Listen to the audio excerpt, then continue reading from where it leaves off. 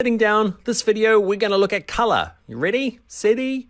Boom. It's green and black. It's not very exciting, I know. I'm going to try and convince you that you don't need a lot of colors when it comes to your wireframes. You should probably leave it gray, but hey, we're learning about color in this video. Let's jump in and I'll show you what you need to know.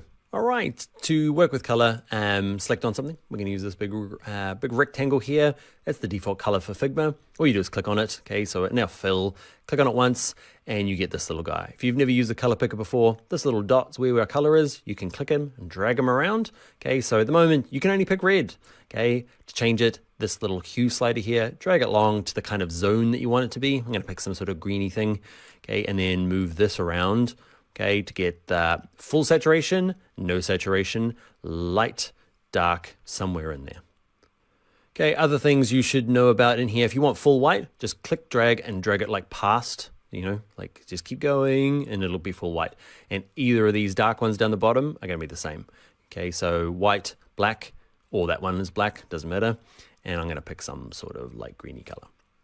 So you could pick it from the brand, okay, or just pick like light blue is probably the most common kind of, wireframe color. It's the default in like XD and a few other ones. So you end up seeing this kind of like tealy blue thing throughout. I'm going to pick a slightly greener version. You pick anything you like. Other things to know about color is transparency down the bottom here. You can make things slightly transparent, which makes no sense unless I bring this all the way to the front. Okay, so I'm using my square bracket. You can see it's kind of covering things with a bit of transparency. I'm going to go back to, actually I was going to change that there at 100%. It doesn't matter whether you do it here, and you can see it there 100%, or you just type it in here and you say I want it to be 50. Or same again, you can kind of use your up and down arrows to kind of go through it all.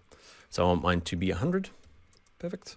Okay, and if you are a bit more of a color nerd than you might be, like me, okay, hexadecimal numbers, that's the kind of like web version of a color. You might not like that. You might like the RGB versions. There you go.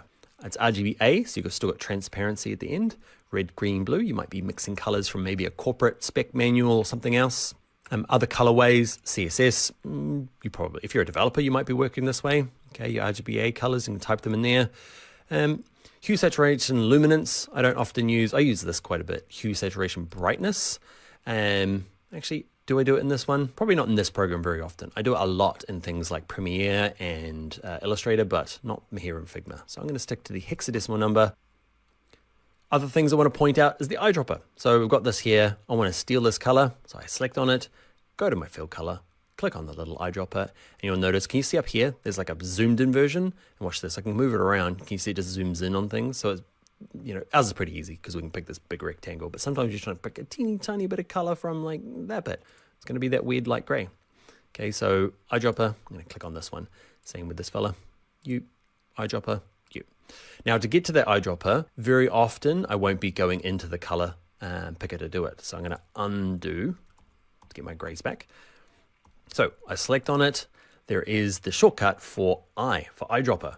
Like I, not EYE, the letter I, okay? It's a shortcut. So selected it, hit the eyedropper, click on that.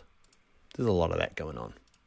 However, you want get that, this, all the same color for me, and be resilient. Don't try and add a bunch of colors, okay? Keep it really just black, grays, whites, and a color just to sex it up a tiny bit, okay? When you start adding color palettes to it, you again start entering different parts, to the conversation about, oh, is this the right color? Is it the right brand color? Just keep it generic. Keep it gray, then nobody's gonna complain. The last thing about colors is down here, can you see document colors? You're like, oh, great, those are the colors that I've used already. Okay, so this though gets mad big and not very useful. It's fine for the moment because you're like, okay, I want to go back to that gray that we had before. There it is there, it's something that's been used. Okay, or there's that green. Is that the green? It's the same green. It gets, later on, we're gonna look at this and we're gonna look at team library colors. It's quite later in the document, plus we're gonna look at something called color styles in the not too distant future, where we kind of tidy it all up and get a bit more consistent. But document colors will show everything that is being used in this document. So it gets a bit mad, but that's what they are. All right, that's the basics of colors. Let's jump into the next video. Actually, we're going nowhere. It's driving you mad, it's driving me mad. You can't do that, Dan. So this needs to be bigger. We're going to do some responsive buttons later on, but for the moment, I can't live with this. It needs to be bigger, and this needs to be more in the center. One of the things I want to show you, a little shortcut might be handy, is because you want to like make it bigger on both sides, you can hold down the Option key on a Mac, Alt key on a PC, and when you're scaling things, instead of just like dragging the edges and then trying to move it around, if you hold down the Option key on a Mac, Alt key on a PC, kind of does it from both sides. You're like, that's better. Phew. All right, now we can move on to the next video. Is that even in the middle, Dan? Yeah, arrange, look. That is better. Whew. Let's do the same thing with this one. I got closer with that one. Some of you are like, why does he care so much? And then some of you be like, oh my goodness, finally, fix the button. And will he ever get rid of the full stop? It's not lining up properly, is it? Anyway, let's get on to the next video now.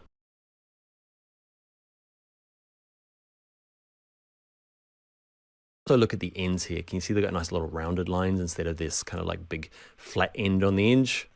We'll look at setting some of the defaults so that every time we draw something like a rectangle, it is kind of set to the rounded corners and the stroke we like and the color we like. There's a few things we cover in this video. All right, let's jump in. All right,